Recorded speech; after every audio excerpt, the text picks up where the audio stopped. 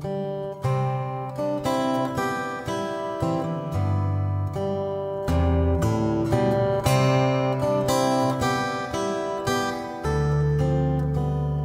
everyone, and welcome to Writers Drinking Coffee.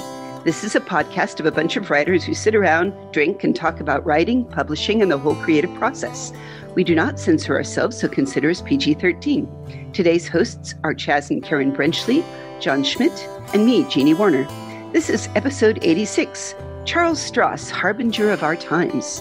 Welcome, Charlie. Hi, I'm pleased to be here. I am so delighted, even though I have given you so much heck on Twitter for predicting everything that's happened with all of our countries for the past 4 years. So I wish I hadn't. And indeed, part of it is the publishing pipeline is years deep. I have been fleeing, screaming in other directions and attempting to do something that isn't predictive. On my copious to-do list is finish the third book in a new trilogy, which is, if I mention Regency romance with Lovecraftian overtones. Oh, yeah. I will have it on pre-order as quickly as it shows up. Basically, The Prisoner meets Regency setting. And behind that, queued up, is a book I was working on in 2016, 2017, when my father died, which sort of put me off it for a few years, which is a space opera.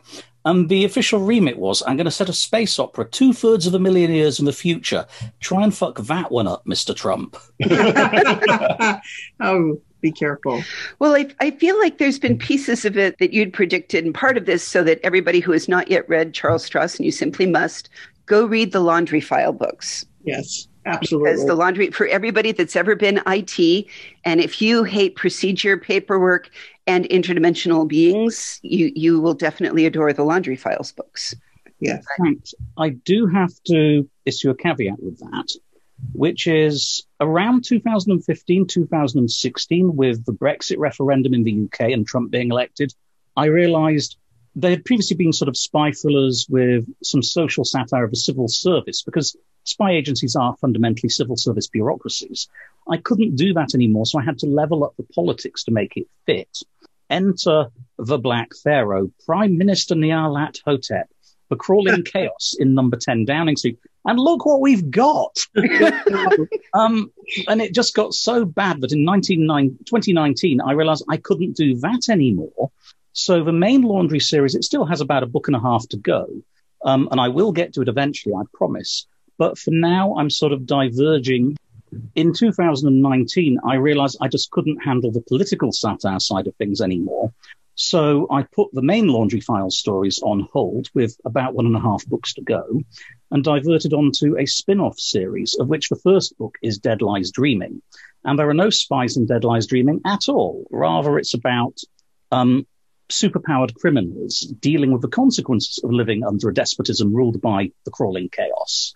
And I've just handed in the second book in that series as well, which is In His House, although I don't have a publication date for it yet. If you enjoyed Dead Lies Dreaming, which was essentially Peter Pan versus Lovecraftian horror, the new one is sort of Mary Poppins versus Sweeney Todd in a supermarket deli counter. Well, now does Mary Poppins then show up to fix Sweeney Todd's sad, messed up life? Or no, Mary Poppins is a amoral, sociopathic, magically enhanced kidnapper and criminal. The original Mary Poppins was a bit grim if you read the books. Yes. Well, yeah, even in the movies, there's there's something off. She's not just cheerful and nice and stuff. You know that there's, and the books, you're right, it just gets creepy. Oh, absolutely. And as for Peter Pan, there's a thing out of Nightmare.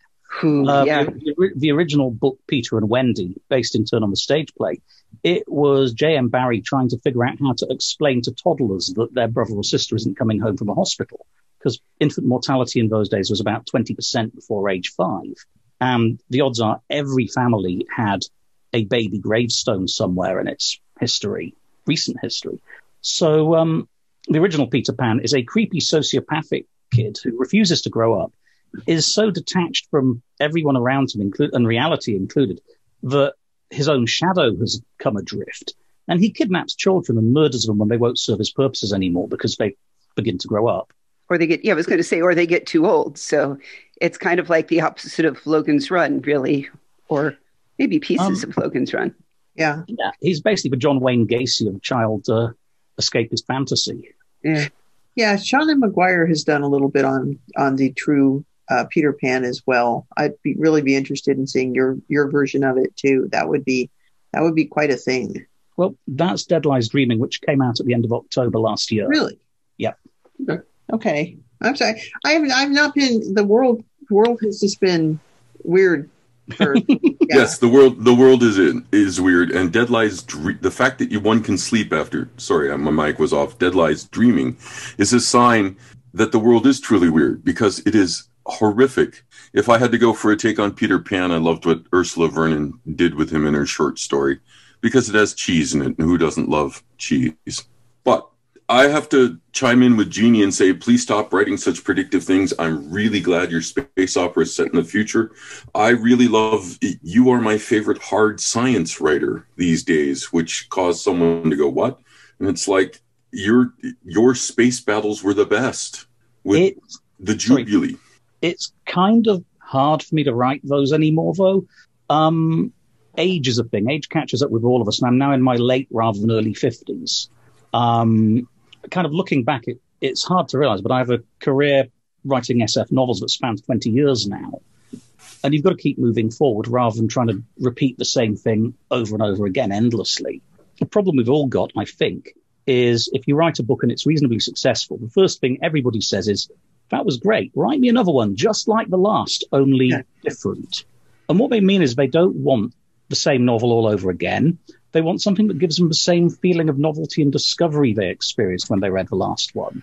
And you don't get that if you get stuck in a rut. You've got to keep moving on and breaking new ground. But the ground we break as we get older changes. It's harder to come up with new ideas because you run the risk of repeating yourself. Well, I liked that's where you went with Halting Sky. I mean, and Halting Rule State. 30, Halting State, sorry. Halting State. And for everybody that ever fell into an MMORPG, it starts off so simple. First of all, you were the first person present that I really dug into and liked. And then you presented, knocking over a bank in World of Warcraft. It's not World of Warcraft, by the way, but using it as an example for those that have not read the books. That is a tremendous IP infringement. That is hacking. That is industrial sabotage. That can be many other things. And I think some of us are almost a little grateful that some of the many, when we go back to the story of those being led astray by demagogues, we're kind of glad that they haven't discovered MMORPGs yet as a place to organize and do bad things. I fear that things are worse than you might suspect. There is a strain of thought out there that says that QAnon is essentially running an artificial reality game, an ARG. Yes. And if you've met those, you'll know where that comes in. Now, there are some novels I'd like to recommend by Walter John Williams, who, alas, isn't writing this series anymore because it wasn't selling brilliantly. But the first book in this particular series is called This Is Not a Game. And it's about an ARG developer who accidentally gets caught up in one of her own productions when, let's just say there's a rogue AI wandering around in it. And by the second book in it, which I think was titled Deep State, you may get where this is going, he accidentally prefigured the Arab Spring. Oh, wow. Yeah. They were horrifyingly prophetic books from only about 10 years ago, and I really, really recommend them to everybody. I wish more people had read them, because they actually feel more on the nail for where we're going than my own writing. Yeah, that happens with Walter John, I've noticed. He'll write something and then really good, and then it just won't quite click, even though it's brilliant. And then he'll just go write something else that's brilliant that everyone likes. So yeah, I'm still gritting my teeth and wishing somebody would pay him to write the third book in the trilogy beginning with Metropolitan. Yeah. Well, and I always hate these trilogies that die after 2 books. I've got one of them of my own that's nearly... Well, I've got a couple of my own, actually. halting state and Rule 34, there was going to be a third book, honest. It's just near future thrillers set in Scotland. It helps to have some idea what the environment it's set in is going to be in the next 6 months when you do that. I basically ran into what I call the Scottish political singularity in 2012. And the future is too indeterminate at this point to write it. I was about to get down and consider going back and writing book 3 at the beginning of 2020 again. But then COVID-19 came along and ate my plot. It was going to rely on a viral pandemic with a long COVID-style after effect. And, let's just not go there. I don't want to do any pandemic novels for the next few years. See, you did it again. You did it again. That's why we had the pandemic, because you were going to write about it. No, Charlie. I've got a different theory about why we have the pandemic. You see, I've been writing the Merchant Princes series since 2001, and about 8 years ago, they spawned a follow-on trilogy because, to be fair, I tried to destroy the universe at the end of book 6 the first time around with strategic bombing with nuclear weapons because I was sick and tired of it. Then my editor at Tor, the late David Hartwell, came along and said, well, Charlie, can I induce you to write 3 more? It's worth a lot of money. And, the lot of money got me hooked. And then it turned into the situation where the beatings will continue until morale improves. Oh, dear. The books were originally, this was for a contract signed in the end of 2012. They were due out within 3 months of each other in 2015. Okay. The first book eventually surfaced in 2016, followed by the second book in, I think, 2017 or early 2018. And then, things went off the rails when David died unexpectedly. And, editor dying tends to have knock-on effects on the books he's got in production. Then I got down to work on book 3 again, because book 3 was the one that kept hanging fire, and my father died. Picked myself up, went back to work on it a little later after doing another project. My mother died. So I finally get into a headspace where I can face the last book in this. It's the last book in the Merchant Princes series and the last book in the Empire Games trilogy. It's called Invisible Sun. It was meant to come out in 2016, 2017 originally. I finally got into the headspace where I could finish it, and I finished it, and I handed it in, and this thing called COVID-19 starts getting in the news. And you can imagine what that did to the publisher's production schedule. It is officially on track for September the 28th this year, and it is with the production department at Tor. So, unless the giant asteroid hits us, it's probably going to come out. But it was set in 2020 in an alternate universe. Wow. I lost 3 whole days to that universe once when John gave me the first one, and then all 6 books, 3-day weekend. I did nothing else. So that was... Well, if you've not read them yet, Empire Games, Dark State, and Invisible Sun will be available as a finished trilogy, about 500,000 words total, by September the 28th. Well, I'll make sure that I buy it on September 28th so that I can spend the whole weekend reading again, all 3 of them at once. Thank you. And I should just warn you, I was going for a prize for the maximum number of genre shifts in one series, because if book 1 starts as Portal Fantasy, by around book 4 it slid sideways into parallel universe techno thriller. At the end of the last book, at the end of Invisible Sun, it has gone full bore space opera.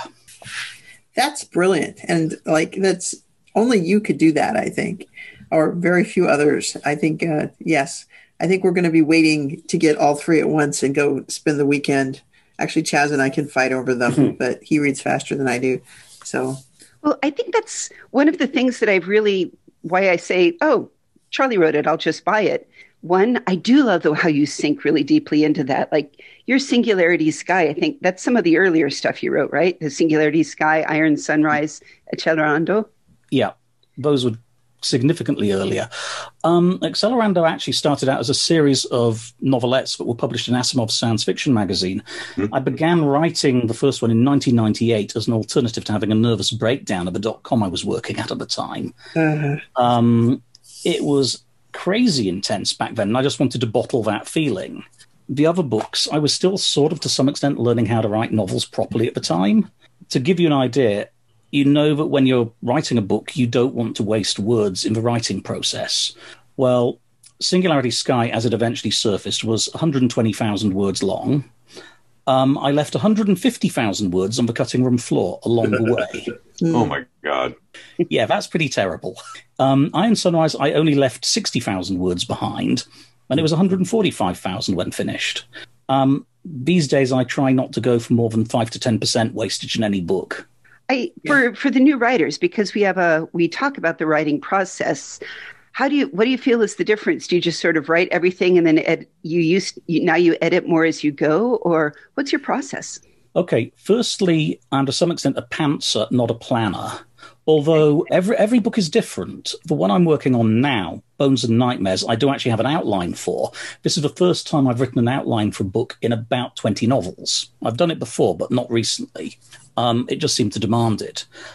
More often, I'll develop an outline in arrears as I go along. That is, I'll write an outline of a chapter I've just written, so that later on I've got a guide to where everything happens in the book that I can refer back to when I'm redrafting. Secondly, I tend to write linearly from start of book to finish. And every day I start by picking up where I finished the day before, where I began the day before, and editing it. So by the time I finish the first draft, it has been edited once pretty thoroughly. At least this is what I aim to do as a rule. Also, I try not to tie myself down too tightly when I get started with a book. I have a series of high notes I want to hit along the way, and usually a vision for the climactic scene and a few subclimaxes along the way. But I don't nail everything down so tight that I lose the novelty and spontaneity of writing. I'm trying to do this to create stuff as I go along. If I succeed in surprising myself with a plot twist, it's a good chance that I've surprised the readers as well. So, Charlie, when you worked at the .com, were you a programmer? Yeah, I was, I regret to say. I was sort of hired as a contractor 2 weeks before they formed the limited company. I left a couple of months after it went public via reverse takeover. The company doesn't exist anymore other than as a trademark and a branding operation on point-of-sales terminals sold in the UK by MasterCard, because we're a payment service provider. And, it's pretty much game over, you beat the boss, roll the closing credits in that situation where you're required by MasterCard. Because the reason I asked is because the way you just described how you write is exactly the way I write, and I'm a software engineer. Yeah, I have done that for a living for a while. Yeah. I'm old enough to have had a couple of abortive careers before I actually managed to make writing full-time work for me. Due to some spectacularly bad careers advice at school, I initially qualified as a pharmacist. Yeah, really bad. Okay, the thing about being a pharmacist is you have to have meticulous attention to detail and be able to sleep like a log at night without worrying how many people you poisoned the day before. Oh, dear. Being a creative daydreamer is a really bad predisposition for that career track, much less one with a memory like a sieve. So not only was I badly suited... Yeah? Wait a second. If you have a memory like a sieve, you have some of the most delightfully complex novels ever with so many threads. How do you keep track of it? Do you ever lose your threads as you're writing and say, oh, crap, I didn't tie that up? The book I just handed it... No, what's it? The book before last, when I handed in Invisible Sun, the penultimate draft I sent to my agent, and she tactfully reminded me that I'd forgotten an entire plot thread for the trilogy. Oh, oops. Thank you for making us all feel better. Yeah. I use a writing tool called Scrivener that a lot of you are probably familiar with. It's basically a book writing tool, which makes it much, much easier to keep track of scenes, of ideas, of research, and of plot threads, but it can't do everything for you. My dirty trick is I use search and replace ridiculously often just to search for odds and ends in the text I'm working on. But even that doesn't necessarily immunize me against losing track of stuff, especially when I'm trying to write complex books. I gave myself a bit of cognitive whiplash last November when I began work on Bones and Nightmares, the third in the post-Laundry trilogy, and discovered to my shock that I had only a single viewpoint protagonist, at least so far as of 40,000 words in. Other viewpoint protagonists may get written into it later, but for now, single viewpoint. Whereas I think In His House has 7 viewpoint characters. The Merchant Princes at one point had so many viewpoint characters I had to hold a small nuclear war to thin the herd. Now, we've had Raymond Miller's been on ours and has talked about Scrivener and its love and delight. Do you use it all the way through to do your own pieces into like the Moby and the publishable pieces, or do you really just work on the text part and then let your publisher do all the rest? I am trad published almost exclusively. In the US, I'm currently with Tor and with Tor.com, who are effectively separate publishers who share most of the same personnel within Macmillan. In the UK, I'm with Tor for the Tor titles in the US and with Orbit for the Tor.com titles in the US. That's kind of a historic weirdness. What actually happened was I was previously published by Ace, but then the Random Penguin merger was followed by the night of the Penguin clubbing, as it were. And Random House ate the disemboweled corpse of Penguin alive and downsized a number of their lists. So I sort of migrated to Tor.com. The result is it can be a bit difficult to keep track of stuff, but in general, I'm traditionally published and copy edited and typeset in the US by my US publishers. I'm effectively a US author sold into the UK market as an afterthought, which is kind of weird. Yeah, but we love you, so, that's okay. Now, as for Scrivener, I use it for first draft. Unfortunately, publishers' workflow sort of assumes that you submit stuff in Word format and then are willing to do copy edits in PDF.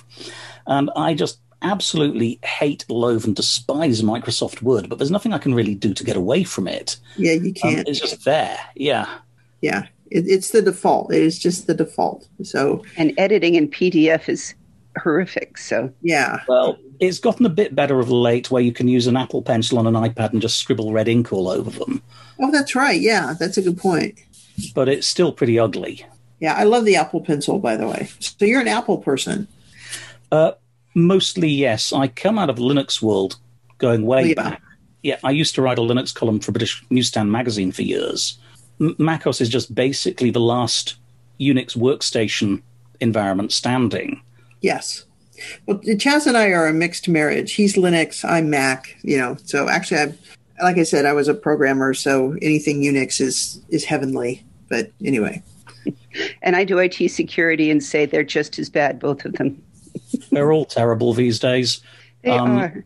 I mean, the weird thing is how Windows 10 is sort of gradually converging on the state of them as well, with things like the Windows subsystem for Linux, making it easy to get a shell with a command line on it. I mean, who ordered that? Who expected that from Microsoft?